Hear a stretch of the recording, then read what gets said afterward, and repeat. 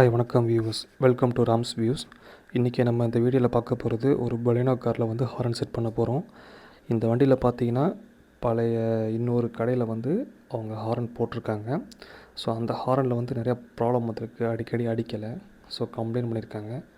So அதனால் first நம்ம உள்ளே இருக்க வந்து என்னென்னு பார்க்கணும். அதுக்கு முன்னாடி வந்து பார்த்திங்க அப்படின்னா பேனலை பிரிக்கணும். அந்த பேனலை வந்து எக்ஸ்ட்ரா ஃபிட்டிங் போட்டிருக்காங்க, அதெல்லாம் சின்ன பிரச்சனை. அந்த எக்ஸ்ட்ரா ஃபிட்டிங் போட்டதுனால வந்து ஸோ கரெக்டாக ப்ராப்பராக கழட்டணும். இல்லை அப்படின்னா பேனல் உடஞ்சிரும். இன்கேஸ் உடஞ்சிருச்சு அப்படின்னா ஒன்றுமே பண்ண முடியாது, கம்பெனியில் ஆர்டர் போட்டு தான் வர வைக்கணும். அதுக்கு 10 நாளோ 15 நாளோ ஆகும். ஸோ கரெக்டாக பொறுமையாக உட்காந்து பார்க்குறாங்க நம்ம டீமு. ஃபஸ்ட்டு மேலே எங்கெல்லாம் போல்ட்டு கொடுத்துருக்காங்க, இந்த ராடு வேறு எக்ஸ்ட்ரா கொடுத்துருக்காங்களா, எக்ஸ்ட்ரா ஃபிட்டிங் ராடு, அதுக்கு ஏதாவது போல்ட்டு கொடுத்துருக்காங்களா அப்படின்னு நம்ம டீம் ஃபுல்லாக செக் பண்ணிக்கிறாங்க. ஸோ அதுக்கேற்ற மாதிரி ஸ்பெஷல் டூல்ஸ் ஒன்று இருக்குது, அதை வச்சு தான் நம்ம உள்ளே இருக்கிறது எல்லாமே கழட்டணும். ஸோ நம்ம டீம் வந்து இப்போ பார்த்திங்கன்னா உள்ளே இருக்க போல்ட் எல்லாமே வெளியே எடுத்து ட்ரை பண்ணிகிட்ருக்காங்க. இதே எக்ஸ்ட்ரா ஃபிட்டிங் போடலன்னா அந்த பிரச்சனை இருந்திருக்காது. எக்ஸ்ட்ரா ஃபிட்டிங் போட்டனால தான் நம்ம கரெக்டாக கொஞ்சம் கஷ்டப்பட வேண்டியா இருக்குது. இருந்தாலும் நம்ம டீம் வந்து ப்ராப்பராக கழட்டி உடையாமல் அதை எடுத்துருவாங்க. அதை ரிமூவ் பண்ண அப்புறம் தான் உள்ளே எத்தனை ஆரன் ஃபிட் பண்ணியிருக்காங்க, பல இடத்துல லைனிங் எப்படி கொடுத்துருக்காங்க எல்லாமே நம்ம பார்க்க முடியும். ஸோ நம்ம இப்போது இன்னொருத்தர் வந்து பார்த்திங்கன்னா அந்த பேனல் பிடிச்சிக்கிறாரு, ஏன்னா இவரை கழட்டும் போது உடஞ்சிடக்கூடாதுக்காக ப்ராப்பராக, ஏன்னா அப்போ தான் உடையாமல் இருக்கும். கொஞ்சம் ஷேக் பண்ணி தான் எடுத்துகிட்ருக்கோம், நம்ம ட்ரை பண்ணிக்கிட்டுருக்கோம். 4 போல்ட்டில் 2 போல்ட் வந்துருச்சு. 2 போல்ட்டு கொஞ்சம் கஷ்டமாக இருக்குது, ஏன்னா அது வந்து எக்ஸ்ட்ரா ராடோட ஃபிட் பண்ணியிருக்காங்க அவுட்டோரில். ஸோ அதனால் கொஞ்சம் பொறுமையாக தான் ட்ரை பண்ணிகிட்ருக்கோம். வந்துருச்சு. ஸோ அதை பத்திரமா எடுத்து வைக்கணும். இப்போ பார்த்திங்கன்னா உள்ளே வந்து பார்த்திங்கன்னா ஒரு 2 வெளியே போட்ட ஆரணும், ஒரு வந்து கம்பெனியில் போட்ட ஆரணும் உள்ளே இருக்குது. கம்பெனியில் போட்ட ஆரணும் வந்து டெசிபிள் கம்மியாக தான் இருக்கும். இப்போ நம்ம கையில் இருக்கிறது வந்து ஜியோ சோனிக்னு சொல்லிட்டு ஒரு பிராண்டு.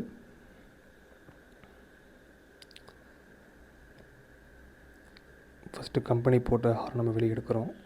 அது கவர்மெண்ட் நார்ம்ஸ் படி தான் டெசிபிள் இருக்கும், அதனால் அது பைக் சவுண்டு மாதிரி தான் இருக்கும். ஸோ ஃபஸ்ட்டு அதை வெளியே எடுத்துடுறோம். அதுக்கடுத்து வந்து பார்த்திங்கன்னா வெளியே போட்ட ஹாரன் வந்து கீழே 2 மேலே 1 போட்டிருக்காங்க. அந்த மாதிரி போடவே கூடாது, எல்லாமே ஒரே பிளேஸில் தான் போடணும். அப்படின்னா தான் அது கரெக்டாக இருக்கும். இவங்க ஃபஸ்ட்டு லைனு வேறு மாற்றி கொடுத்துருக்காங்க, கீழேருந்து மேலே கொண்டு போயிட்டு அங்கே கொடுத்துருக்காங்க. ஸோ ஃபஸ்ட்டு எல்லா ஹாரனையும் வெளியே எடுக்கிறோம்.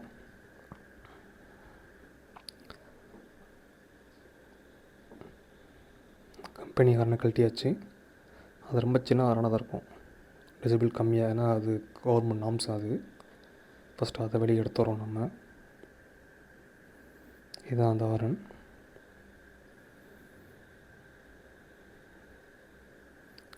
அதுக்கப்புறம் பார்த்திங்க அப்படின்னா நம்ம உள்ளே இருக்க 2 ஹாரன் வெளியே எடுக்கிறோம். இது வந்து பல இடத்துல போட்டது, இது கரெக்டாக வெளியே எடுக்கணும். ஏன்னா பின்னாடி வந்து ஏசி கம்ப்ரெசர் இருக்குது, அதை அடியும் பற்றக்கூடாது.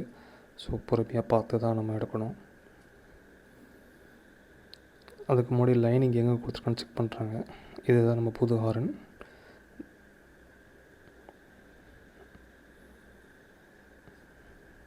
அந்த லைனிங் ஃபுல்லாக ஃபஸ்ட்டு பிரிக்கணும். இங்கேருந்து லைனிங் வந்து எப்படி கொடுத்துருக்கான்னு செக் பண்ணிகிட்ருக்காங்க. ஆல்மோஸ்ட் அந்த லைனிங் கழட்டியாச்சு.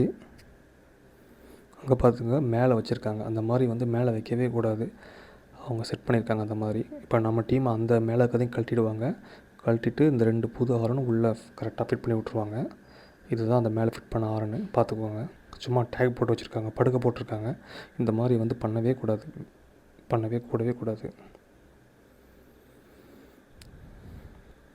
இப்போ பாருங்கள், லைன் இங்கேருந்து அங்கேயும் மேலேயும் கொடுத்துருக்காங்க.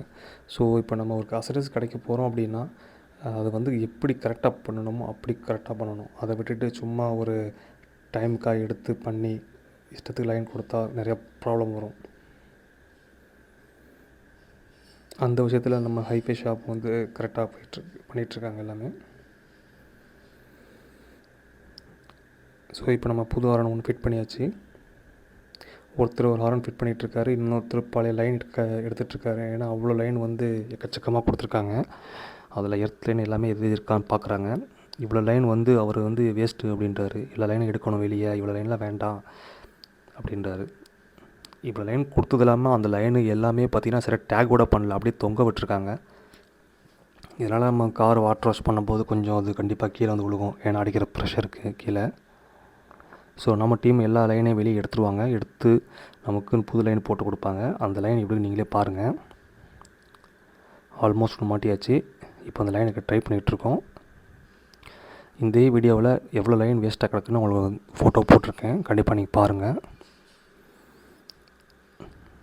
மேலே எர்த் லைன் எல்லாமே செக் பண்ணுறாரு, ப்ராப்பராக லைன் இருக்கா இல்லையா பார்த்துட்ருக்காரு. இங்கே பாருங்கள் எவ்வளோ வேஸ்ட்டாக தொங்குது பாருங்கள். அது இல்லாமல் கொஞ்சம் வயர் ஜாயிண்ட்டு பண்ணியிருக்காங்க பாருங்கள், எவ்வளோ வயர் எடுத்தாச்சு வெளியே.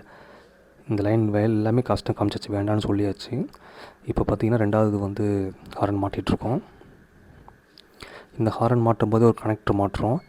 ஏன் அந்த கனெக்டரை மாட்டுறோம் அப்படின்னா, பேட்டரிந்து லைன் வருது பார்த்திங்களா, ஸோ கரெக்டாக அது போகிறதுக்காக தான். இதுக்கு முன்னாடி இருந்த ஹாரனில் அந்த மாதிரி கனெக்டர் எதுவுமே கிடையவே கிடையாது. அவங்க அப்படியே சும்மா போட்டுவிட்டு போயிட்டாங்க. இது பார்த்திங்கன்னா இதான் கனெக்டரு.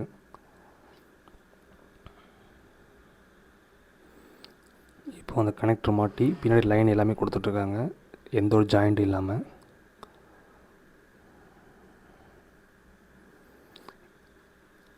ஸோ கனெக்டர் போட்டாச்சு,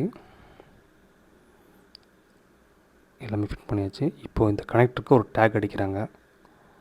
ஏன்னா அப்போ இது இல்லாமல் பார்த்திங்க அப்படின்னா அந்த 2 ஹாரனுமே பாடியில் டச் ஆகக்கூடாது.